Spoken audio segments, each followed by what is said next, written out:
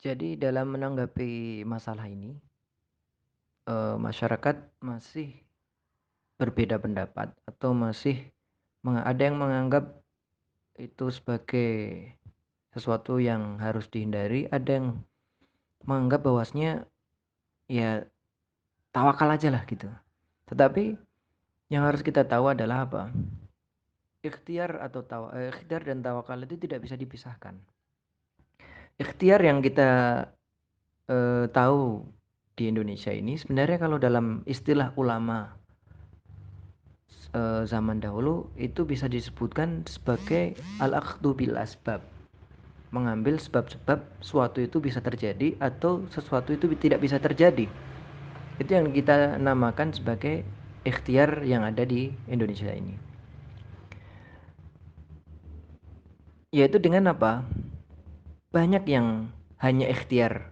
Kemudian apa? Kemudian eh, dia tidak ada tawakal. Tidak ada apa? Tawakal. Dan ada yang bertawakal secara menyeluruh, tetapi apa? Meniadakan, menafikan ikhtiar tersebut. Jadi ikhtiar dan tawakal tidak bisa dipisahkan. Itu yang harus kita tahu. Ikhtiar dan tawakal tidak ada yang tidak bisa dipisahkan. Ikhtiar kita itu dalam ikhtiar ini berbeda antara satu orang dengan orang lain. Orang yang biasa dalam berikhtiar itu harus melihat melihat sesuatu yang memang itu perlu dipersiapkan. Ikhtiar orang biasa, orang yang bekerja dan lain sebagainya. Memang kalau menghentikan atau melockdown semua hal, maka hal tersebut bisa merugikan keluarganya. Tetapi kalau memang hal tersebut memang dirasa perlu untuk bekerja supaya bisa menyambung kehidupan, maka harus memang diperlukan ikhtiar yang sangat banyak atau yang matang. Contoh dalam bekerja dia itu harus ikhtiar dengan apa? Dengan membawa segala macam alat-alat yang memang itu tidak akan menyalurkan atau menimbulkan penyakit. Contoh masker dan lain sebagainya. Dan kemudian apa? Kemudian orang yang terkena itu dilarang untuk keluar, dilarang untuk keluar rumah karena memang apa? Eh, Kalaupun dia keluar itu berarti itu sudah merupakan sebuah kejahatan. Karena apa? Eh, Sama saja itu dengan membunuh. Itu yang membunuh tapi tidak terlihat. Ini yang bahaya.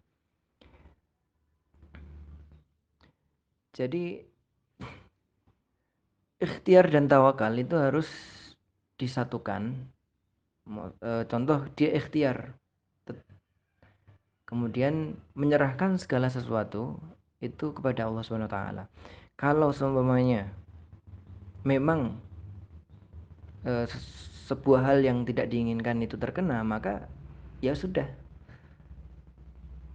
Ya sudah, dengan apa? Dengan bagaimana caranya dia berobat. Tidak karena putus asa akhirnya menulari orang orang lain. Nah, itu yang tidak dibenarkan.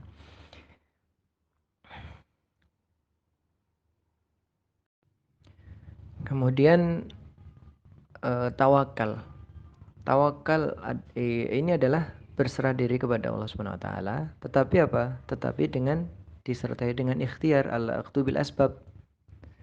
Kalau tawakal tetapi tidak disertai dengan al-akhdhu bil asbab, maka ini tidak bisa kita artikan atau kita tidak bisa sebutkan sebagai tawakal. Tetapi apa? Kita sebut dengan tawakal. Tawakal itu adalah apa? Pura-pura tawakal. Tetapi sebenarnya tidak. Al-akhdhu bil asbab itu banyak, banyak atau ikhtiar itu banyak yang bisa kita lakukan. Salah satunya apa? Yang sudah difatwakan oleh beberapa ulama di Indonesia, yaitu dengan menutup atau para pemerintah dengan menutup segala macam atau menghentikan segala macam kegiatan yang terkait dengan perkumpulan. Nah, ini adalah bentuk ikhtiar atau al-akhdhu bil asbab supaya apa? Supaya eh, penyakit ini tidak menyebar ke banyak tidak menyebar ke banyak banyak masyarakat. Jadi beberapa masjid memberlakukan apa? Untuk ditutup kegiatan seperti sholat Jumat, kegiatan pengajian dan lain sebagainya. Sebenarnya ini adalah bentuk al-akhdhu bil asbab. Ini bentuk tawakal. Sebenarnya bentuk tawakal. Nah, bentuk tawakal kita terhadap Allah Subhanahu wa taala adalah dengan cara-cara yang dilakukan oleh banyak para takmir. Tetapi tidak menafikan apa? Menafikan untuk atau melarang kita untuk selalu sholat berjamaah. Tidak ada larangan. Jadi siapapun yang merasa bahwasanya dia sehat, kemudian mau menunaikan ibadah di masjid, ya monggo, terserah. Tetapi apa? Dengan disertai dengan al-akhdhu bil asbab, dengan ikhtiar. Nah, dengan ikhtiar kita adalah apa? Dengan selalu membawa, mungkin dengan membawa masker atau mungkin dengan membawa hand sanitizer supaya kita bisa terhindar, atau membawa dengan sholat dengan membawa sajadah masing-masing. Itu salah satu bentuk tawakal kita kepada Allah Subhanahu wa taala. Tetapi kalau hal tersebut tidak ada, maka kita tidak bisa menyebut itu sebagai tawakal. Tetapi apa? Tawakal. Itu tadi. Dia itu sebenarnya orang-orang yang pura-pura tawakal. Nah, ada yang nekat tetapi tanpa disertai dengan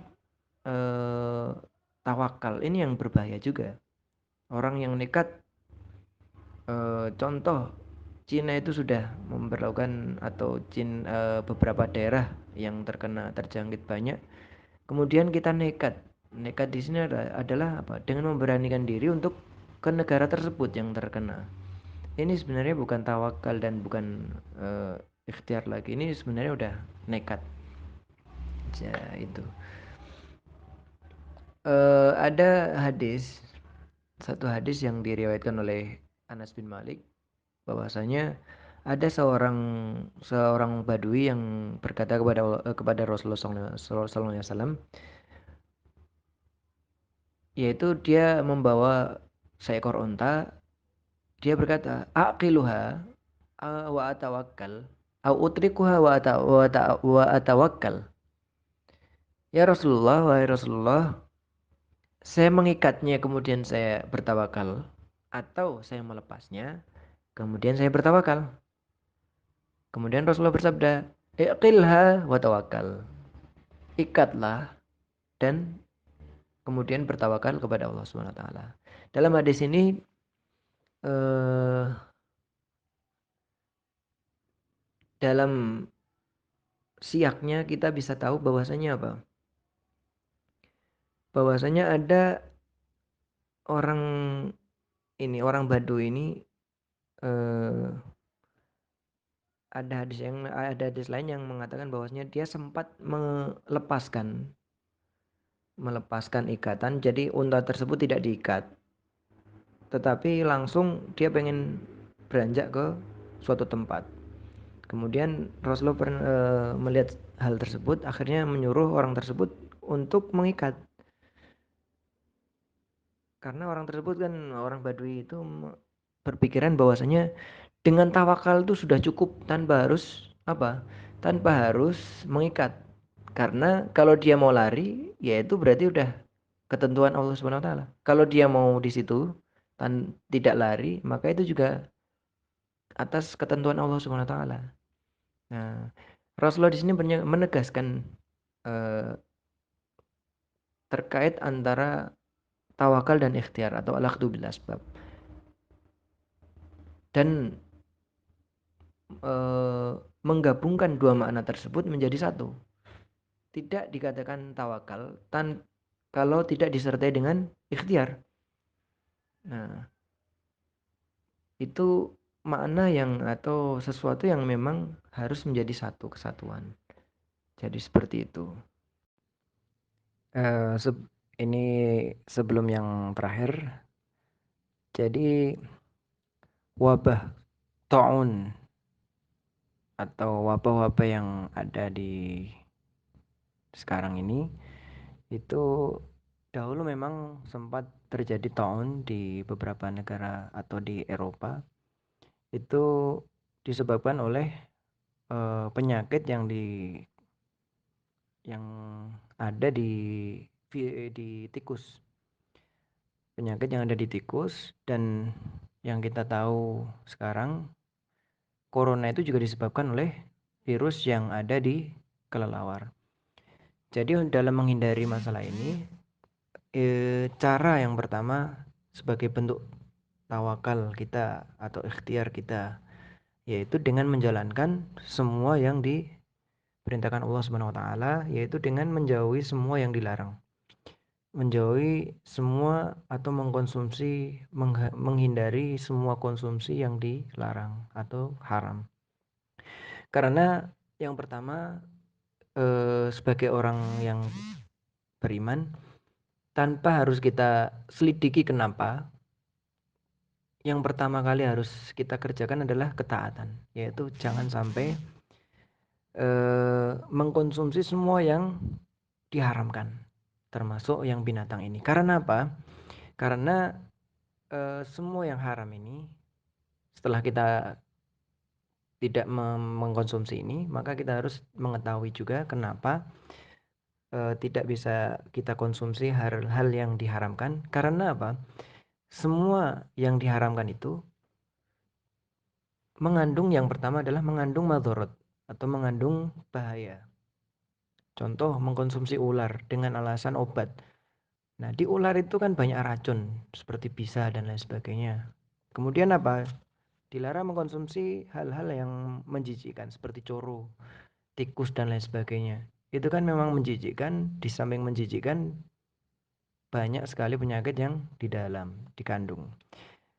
Kemudian yang ketiga yang harus kita tahu, ini mungkin banyak yang belum tahu, yaitu adalah eh, semua yang mengkonsumsi suatu hal atau binatang apapun itu identik mengikuti sifat binatang tersebut.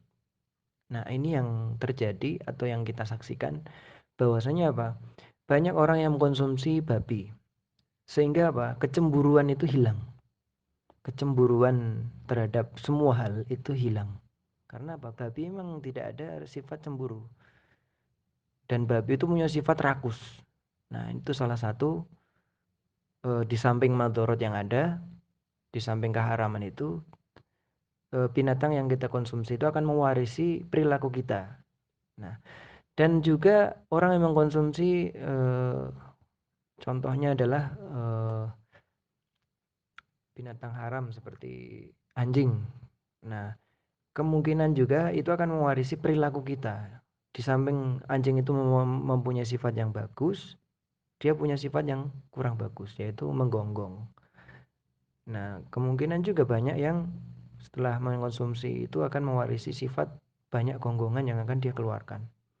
Dan itu yang harus kita ketahui setelah kita mentaati atau setelah kita menjalankan, bahwasanya wajib bagi seorang muslim untuk mengkonsumsi semua yang halalan thayyibah. Begitu. Jadi untuk penutup yang perlu kita sampaikan adalah kita harus berpositif, positive thinking. Pasti di setiap segala sesuatu ada hikmah yang terkandung di dalamnya. Mungkin hikmah itu belum kita tahu sekarang, tetapi mungkin akan kita tahu di waktu yang akan datang. Dan dalam menanggapi hal ini, eh, jangan serta merta menjadi ahli tafsir. Jadi karena dalam masalah ini tiba-tiba banyak orang yang menjadi ahli tafsir. Salah satunya menafsirkan hal ini, corona itu dalam Al-Quran juga disebutkan, sudah disebutkan, yaitu waqarna fi buyutikun. Nah, ini sebenarnya juga sudah berbahaya sekali. Jadi harus kita cermati, jangan hanya kita cocok logi, kemudian kita tidak bisa mengkiaskan hal ini, atau kita tidak bisa membandingkan hal yang terjadi di masa sekarang ini dengan apa yang akan terjadi di hari akhir atau hari kemudian kelak, seperti hari kiamat tersebut yang akan datang. Inna sa'ata la'atiyah, sesungguhnya kiamat itu pasti akan datang. Nah, kita tidak bisa membandingkan hal yang terjadi, ya hal kecil seperti ini, dengan apa? Dengan kiamat. Karena kiamat itu memang semuanya tidak punya bayangan seberapa dahsyat. Tetapi apa? Hadis-hadis dan ayat Al-Quran itu mengatakan bahwasanya Al-Quran itu dahsyatnya mungkin tidak bisa kita pikirkan di waktu yang sekarang. Nah, hal ini aja atau masalah ini sudah kita membuat kita itu beranggapan bahwasanya hal ini tuh sudah besar sekali. Nah, apalagi dengan hal yang akan datang besok, yaitu kiamat. Maka dari itu dalam tafsiran Quraisy atau dalam arti surat Al-Quraisy tadi, falyabudu rabb hadzal bait. Maka tetaplah kita itu senantiasa beribadah kepada Allah Subhanahu wa taala, meningkatkan ketakwaan, berdoa supaya selalu dijauhkan dari segala mara bahaya dan penyakit. Demikian, semoga ada manfaatnya. Wassalamualaikum warahmatullahi wabarakatuh.